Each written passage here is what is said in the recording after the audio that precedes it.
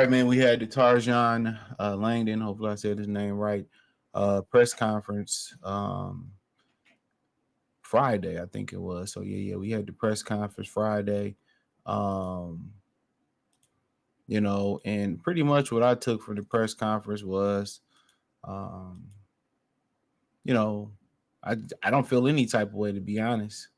Um, yeah, I don't feel any type of way. Um, after watching the press conference, I don't feel less comfortable, more comfortable. I just really don't have any expectations. But he was well spoken for. I mean, answered a lot of questions, answered every question, didn't sidestep a question. Um, but for the most part, he knows they far away. He says he really didn't pay attention to the Pistons last year because they only played them twice in the Pelicans. And like I said before, I mean, it always sounds good, and we can't really trust Tom Gore's and Art Tellerman and Ed Stefanowski's judgment when it comes to hiring people. Because look what they did with Troy Weaver. They hired him but didn't trust him, and then tried to micromanage him, not charging Langdon. One of the points that he did make was that they gave him everything he needed. He said that. He said they gave him everything he needed to succeed. So yeah, they gave him everything he needed to succeed when we started talking about you know front office, capologists, because remember the Pistons capologist, whatever you want to formally call him, he messed around and he left for to join the Golden State Warriors. So when he's talking about the scouting department and all that stuff, he said that the Pistons um accommodated him. He said that the Pistons accommodated him, and for the most part, and what he was looking, what he wanted to do and the control that he was looking to do. But the thing is, will he be micromanaged? Another huge thing that was going around with them was the point of communication and everybody being on the same page, and that was a huge thing last year. That's kind of happened with Troy Weaver. He got railroaded, and they are starting to clear some things up. And what I mean by he got railroaded, he was forced to be with Dwayne Casey. They forced him to be with Dwayne Casey. So people gotta remember that they forced him to be with Dwayne Casey. They forced him to be with Dwayne Casey. So then they forced him to be with Monty Williams. So of course, when you tell me I can do the job, you know what I'm saying? It's my job, but every time, I need something done, I need something done in my favor, I need this done, then it's like, no, you can't do this. They macromanage you like you president of basketball operations in training. So Troy Weaver really never really got he never really got to really, put his imprint um on the franchise.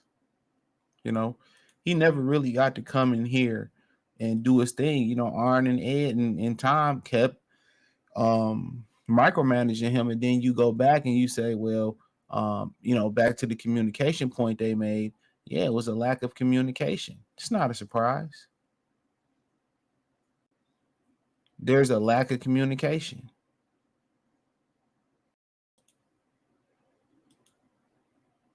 You know, you know. When you forcing people to be together and they from different basketball, uh, and they from different, basketball train of thoughts, everybody not gonna click. Everybody you meet and everybody you work with, you don't click with. You just learn to deal with. You learn to tolerate. You know, so that's something else to kind of think about. Real talk. But um, but for the most part, of course, communication and being on the same accord was tough because you had the front office beefing with the general manager, and the general manager really beefing with senior leadership, Ed, Arn, and Tom, because every time he wanted to do certain things, They say, no, you can't hire him. No, you can't do that. You can't do this. You can't do that. So every time he wanted to do something, it became an issue of micromanaging him. So of course that's why they fired Monty Williams. They like, okay, we see the mistake we made. We can't do a shotgun marriage. That's not gonna work. That shit's not gonna work. For the Detroit Lions, it worked. They put a GM and a head coach together and they hit it off. Sometimes you know how your girl be. You got a friend that's single, she got a friend that's single, so she want to not just mind her. She don't want to just mind her business and try to put them together. Sometimes it work, sometimes it don't work. But one thing about it is you're in the middle of it. But that's a different conversation for a different day. So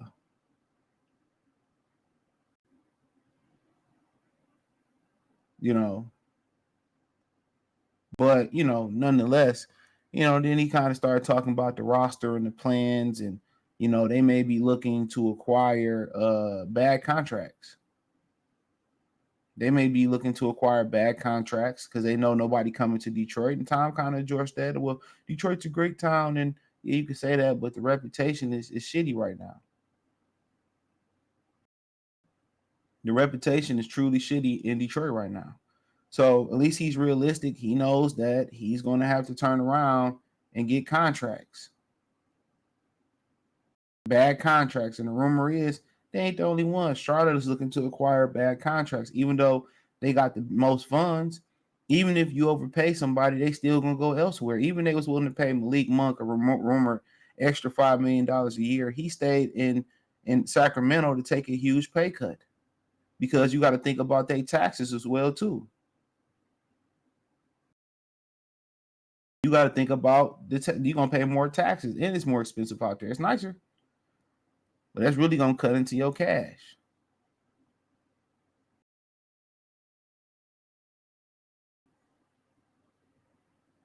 You know,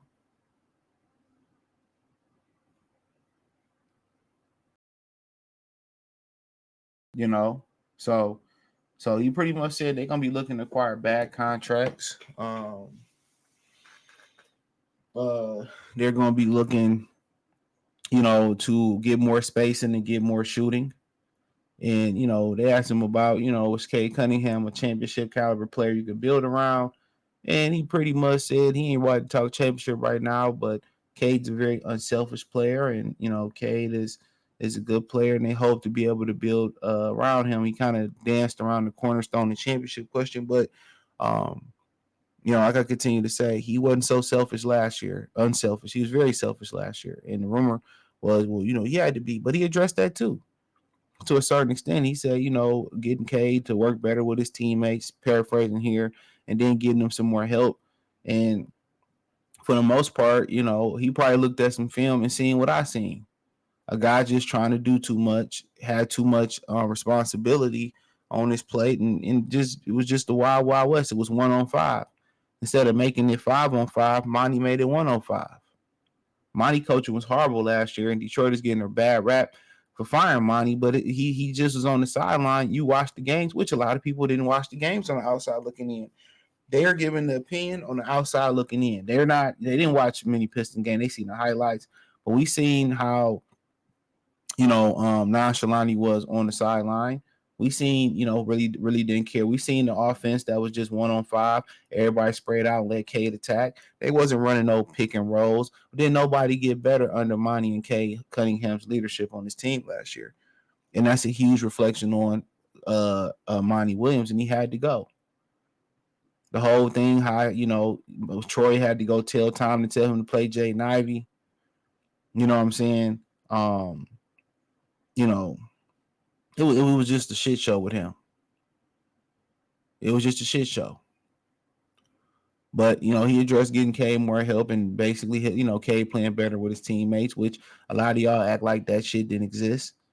I've debunked that multiple times. But so they're gonna acquire bad contracts and try to develop guys, and they're gonna try. He said he wants to get a leader of men as far as the head coach and all that type stuff. And he said they're picking that 5 or if they moving around the draft or whatever, But like I said before, I don't feel there's hope. And and last time we had hope when they drafted Ivy and Dern, it looked great. When they got the number 1 pick, it looked great. When they hired Monty Williams, the Pony Show looked great. Ain't nothing coming at but pain, heartache, and L's. So this is the regular degular rodeo. And maybe that mean that this might kind of turn our luck around a little bit. But what they allowed him to do is hire his own people. And the ultimate test is he going to be able to have is he going to be able to hire his own head coach, or are they going to start micromanage him and telling him what he need to do? See, the number one thing that Tom Gore's mistake he making is that he listening to Arn Tellerman and Ed Stefanowski.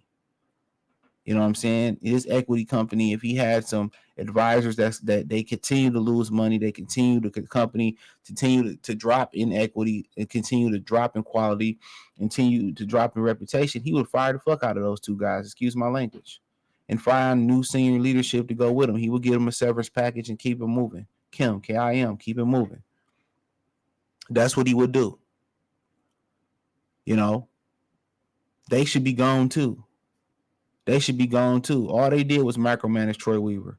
So we don't never know how great Troy Weaver is going to be. And the rumor is he could join Washington. So we really just don't know.